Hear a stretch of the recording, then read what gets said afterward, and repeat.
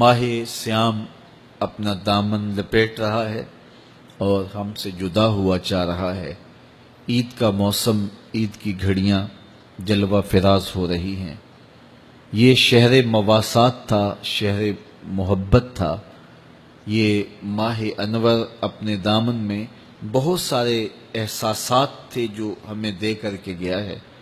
تو آئیے اس ماہ انور کے دیے گئے اسباق کو اپنی لوح دل پہ نقش کر لیں۔ عید کا دن طلوع ہوتے ہی دکھیوں کی مدد، لاچاروں کی نصرت اور اعانت کے لیے کمر بستہ ہو جائیں۔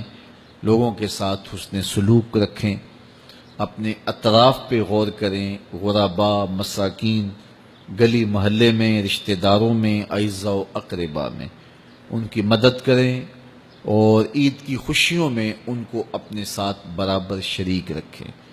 عید نئے کپڑے پہن لینے کا نام نہیں ہے، لوگوں کے ساتھ حسن سلوک اور اچھے رویے اور طرز معاشرت کی خوبصورتی کا نام عید ہے، اور ہمیں دوسروں کے دکھ بانٹنے کی، دوسروں کے ساتھ محبت کرنے کی تلقین کی گئی ہے۔